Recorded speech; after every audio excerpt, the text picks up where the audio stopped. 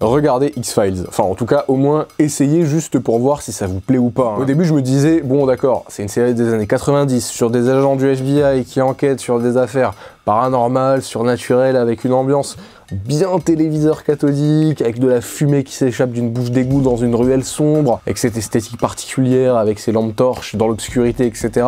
Franchement, ça semblait un peu cliché et dépassé. Pardonnez-moi, j'étais dans l'erreur. Le seul truc que je connaissais comme beaucoup de ma génération, j'ai 28 ans, c'était ça.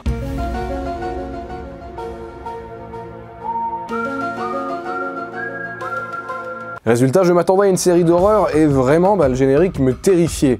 Et puis, il y a presque 10 ans, j'ai fini par regarder le pilote et j'ai tout vu en quelques semaines. Et la série avait été ressuscitée il y a pas longtemps avec les saisons 10 et 11. Il y aurait tellement de choses à raconter sur cette série culte. La plupart des réalisateurs, scénaristes et acteurs talentueux que vous aimez aujourd'hui sont passés par elle. Et cette série continue d'influencer non seulement la fiction, mais même la société. Parce que l'atmosphère paranoïaque d'X-Files et les nombreuses thématiques que la série aborde font que les sociologues se mettent encore sur la tronche aujourd'hui en débattant sur elle.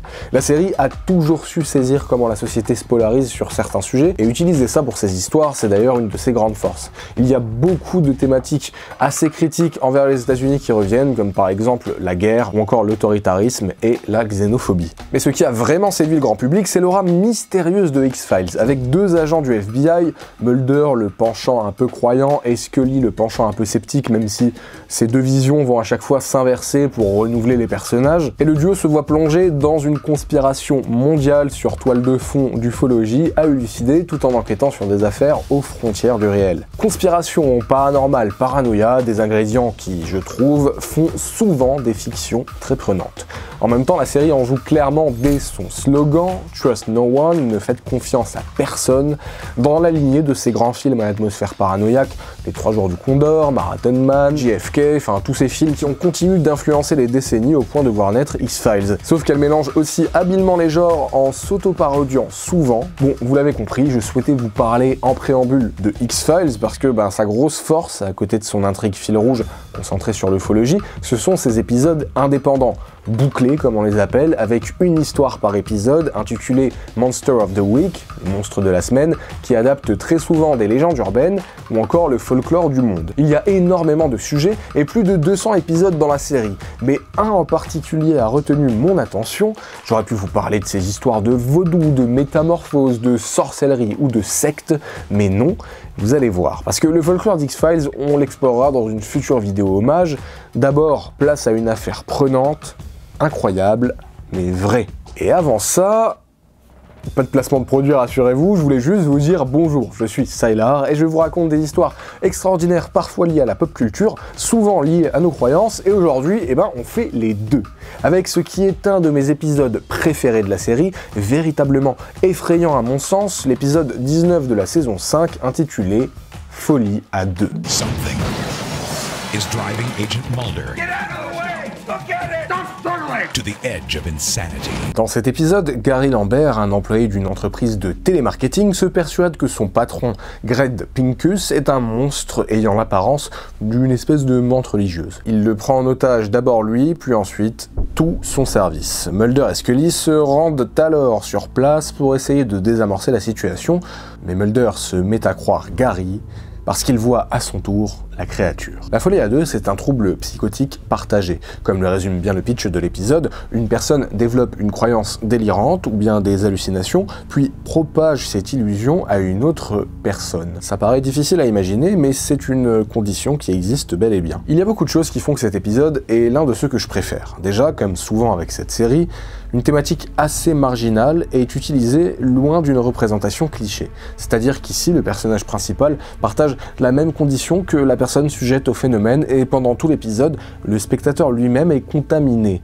On se demande si c'est une hallucination partagée ou bien si la menace est réelle. Je ne vous en dirai pas plus pour vous laisser découvrir l'épisode, mais cette frontière poreuse entre ce que va nous dire un témoin de phénomènes paranormaux selon lui et la réalité des événements qui nous est montré ou qui est suggéré est vraiment traité intelligemment dans ce qui se joue psychologiquement, je trouve. Le spectateur arrive vraiment à sentir la menace et c'est assez original. Ensuite, on doit le scénario de cet épisode à Vince Gilligan. Il a beaucoup travaillé sur X-Files et vous le connaissez aujourd'hui, notamment pour Breaking Bad et Better Call Saul. Son idée reposait sur le fait d'être hanté par un monstre que seule une personne pourrait voir. Alors au début, le costume de la créature était moqué et c'était un fiasco total, ça marchait pas du tout. Ils ont donc travaillé énormément en post-production pour le rendre beaucoup plus suggéré. Et je trouve que ça a clairement fait la force de l'épisode. Une menace à peine perceptible, du coin de l'œil, mais quand on la voit, on se dit qu'elle est là et la paranoïa commence. Enfin, comme je vous l'ai dit, et c'est aussi pour ça que vous avez cliqué, je pense, l'épisode s'inspire donc d'une véritable condition médicale, la folie à deux, et quelques affaires vraies très étranges existent. La plus récente, c'est celle de la famille Tromp en 2016. Il y a d'autres cas assez violents, mais je vais vous raconter cette affaire justement parce qu'elle finit bien, mais elle demeure quand même très mystérieuse et il y a plusieurs théories qui existent autour. Le 29 août 2016, Mark et Jacoba Tromp quittent leur maison à Sylvan, dans l'état de Victoria en Australie, accompagnés de leurs 3 enfants qui ont tous la vingtaine. Ils partent en voiture, précipitamment, et ce qui est étrange, c'est qu'ils laissent à leur domicile carte de crédit, passeport et téléphone. Un seul portable est avec eux, celui de Mitchell, leur fils. Lorsque la police découvre la scène à leur domicile laissé ouvert le lendemain, après que les parents aient été signalés disparus aux autorités, ils se font rapidement une idée précise de ce qu'il se passe. La famille n'est pas partie en vacances. Elle semble fuir quelque chose ou quelqu'un. Alors que s'est-il passé ? Retour à la veille, le 29, la famille est dans la voiture. Ils roulent vers le nord et sont partis précipitamment avec de l'argent liquide. Mitchell est forcé par ses parents de lancer son portable par la fenêtre car ils ont peur d'être tracés par ce biais. Ils sont alors près de Warburton. Et toute cette affaire est sur le point de devenir encore plus étrange. Ce qu'on sait des événements, la journée passe et le mardi 30, vers 7h du matin, Mitchell fuit sa famille pour retourner chez eux en passant par Sydney. Apparemment, il ne supporte plus la paranoïa de ses parents. Il fait cavalier seul et la famille est alors près de Bathurst en Nouvelle-Galles du Sud. Leur fils s'en va, mais la famille continue de rouler sans lui. Dans la même journée, les Tromp arrivent aux grottes de Jenolan. Là, les 2 filles décident de voler une voiture pour retourner vers le sud à Goulburn. Pendant ce temps, les parents prennent une autre direction, la famille se sépare. C'est vraiment incompréhensible parce que la situation était insoupçonnable avant qu'elle ne se produise. C'est comme si un de vos proches se mettait subitement à agir comme ça, à fuir en se disant surveillé et en prenant des décisions incohérentes et potentiellement dangereuses, non seulement pour lui mais également pour sa famille. D'autant plus que là, un point supplémentaire dans la gravité est franchi avec le vol du véhicule par les 2 filles. Pour autant, le comportement des filles, très inquiétant, semble motivé par une certaine logique, puisque Ella roule en direction de leur domicile à Sylvan. Rihanna et Ella volent donc un véhicule et roulent jusqu'à Goulburn. Là-bas, elles font le signalement de leurs parents qui sont portés disparus. Puis, à partir de là, les sœurs se séparent. Pendant que Ella roule dans son véhicule volé, Rihanna est découverte à l'arrière d'un véhicule, celui de Keith Whitaker. Elle est allongée au sol. Keith, en remarquant la présence de Rihanna, est choqué, il l'interroge, mais elle est incapable de donner des détails sur qui elle est, ni où elle se trouve. Elle a l'air complètement perdue. Keith décide alors de l'emmener à l'hôpital le plus proche, qui est à Goulburn, justement. À l'exception des parents, en ce mardi 30 août 2016, la famille Tromp est séparée et dans un état de détresse manifeste pour une raison inconnue. Le lendemain, le mercredi 31 août, Mitchell arrive enfin chez lui. Je vous ai évoqué qu'il comptait passer par Sydney, c'était pour prendre le train de nuit afin de regagner son domicile. Il est parti la veille, au matin, et 24 heures c'est long, surtout dans les transports. On a le temps de cogiter, de réfléchir, de repenser à ce qui vient de se passer. Et au même moment, ce mercredi, pendant qu'il arrive chez lui, la police fouille les grottes de Jenolan à la recherche des parents mais ne trouve rien. Les parents Tromp sont déjà loin, dans la ville de Wangaratta. De là, Jacoba Tromp continue seul vers le nord jusqu'à Yass, c'est à l'extérieur de Canberra. Heureusement, le jeudi 1er septembre, le mystère se désépaissit enfin un peu grâce à la prise de parole de Mitchell sur Channel 9. Il apparaît aux côtés de la police et il lance un appel à témoins pour aider à localiser ses parents en précisant que son père a motivé toute la famille à partir précipitamment parce qu'il avait peur que des gens soient après lui. Can you you shine any light on or perhaps explain why he may not want to be found? Because he's scared that people are after him.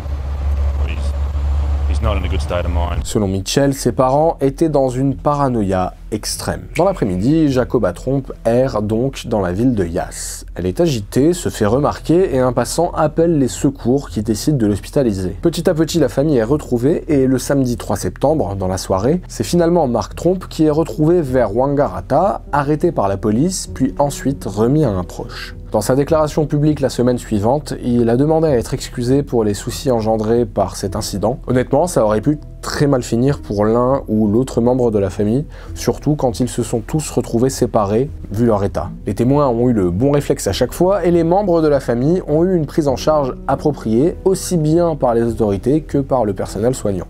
On a déjà traité de quelques affaires de disparition soudaine sur cette chaîne, comme les 5 de Yuba City ou encore le mystère des masques de plomb, où le dénouement est à chaque fois bien plus tragique. Au final, on sait très peu de choses sur la raison des agissements de la famille. La folie à deux, le trouble psychotique partagé, est souvent revenu dans la presse comme piste d'explication, avec peut-être comme point de départ un stress intense venant du père. Je n'ai pas de compétences médicales, donc vraiment je me base uniquement sur les sources autour de ce cas, pour ce que je vous dis là, et il y a beaucoup de spéculations d'ailleurs sur l'affaire. La police a notamment écarté les théories évoquant un mal qui aurait pu être causé par les produits chimiques utilisés dans leur ferme de groseilles, ou encore le fait qu'il fuyait un réel danger. Concernant la folie à deux, Rihanna, l'une des filles, a reconnu que ça y ressemblait. En tout cas, de ces mots, tous ont commencé à croire la même chose que leur père et ont fini par l'écouter au point qu'ils se soient tous, à un moment, retrouvés complètement perdus et désorientés. Jusqu'à aujourd'hui, tous demeurent perplexe. Mitchell explique qu'il n'y a pas cru, mais il les a suivis au début pour accompagner ses proches. Il était inquiet et il voulait voir où est-ce qu'ils allaient, parce que il savait pas forcément comment réagir sur le moment. Depuis, les Tromp ont repris une vie normale. Ella n'a pas été poursuivie pour le vol de voiture, le propriétaire ayant décidé de retirer sa plainte. Sur Reddit, on peut lire des théories comme par exemple un empoisonnement au monoxyde de carbone qui circule, des théories non étayées et qui sont discutables compte tenu du fait que Mitchell est effectivement rapidement rentré en se désolidarisant de cet épisode particulier. En tout cas voilà, même aujourd'hui il y a beaucoup de spéculations sur ce cas étrange. On est dans un cas de folie à deux qui ne touche pas au surnaturel mais qui reste mystérieux parce qu'on ne s'explique pas le sens de leur acte justement. Il n'y aura jamais de réponse définitive sur cette affaire en tout cas, mais une chose est sûre, cette famille a bien connu une détresse passagère, bien réelle pour elle. Et derrière les actes de Mark se cachaient peut-être des causes plus profondes qui ne le regardent que lui et son parcours de santé éventuel. L'essentiel est qu'ils aient eu une aide appropriée qui a évité de transformer ce cas mystérieux en un drame sordide. Les cas de folie à deux sont rares, en tout cas selon la presse. Et si certains d'entre vous travaillez dans le médical et avez des informations supplémentaires que vous souhaitez nous partager là-dessus, n'hésitez pas à le faire en commentaire, parce que si cette vidéo de divertissement peut aider à sensibiliser un peu, c'est un plus, et puis moi je suis toujours curieux d'en apprendre un peu plus sur ce cas-là. D'autant qu'avec le deuxième film Joker, intitulé justement Folie à deux, on risque d'en entendre parler encore. Il y a des épisodes beaucoup plus orientés légendes urbaines et monstres dans la série, mais je souhaitais vous parler d'un de mes épisodes préférés, après vous avoir déjà parlé de l'histoire vraie des Ward par le passé, sur un épisode justement extrêmement populaire. On explorera en profondeur d'autres histoires vraies liées au folklore qui ont inspiré X-Files dans une vidéo un peu globale, mais sur laquelle j'aimerais avoir le temps de travailler un moment pour vous proposer un épisode un peu plus complet sur ce sujet. On se retrouve néanmoins comme chaque semaine dès le week-end prochain pour une nouvelle histoire extraordinaire qui vous plaira, je pense. On sera un petit peu dans l'actualité, mais vous allez voir que ça nous permettra d'explorer un folklore bien particulier. Comme d'habitude, merci pour votre soutien, mais c'est important de le verbaliser. Abonnez-vous si ce n'est pas déjà fait. Au revoir, à très bientôt, et n'hésitez pas à me parler de votre amour pour X-Files en commentaire, voilà, je suis toujours très curieux de vous lire.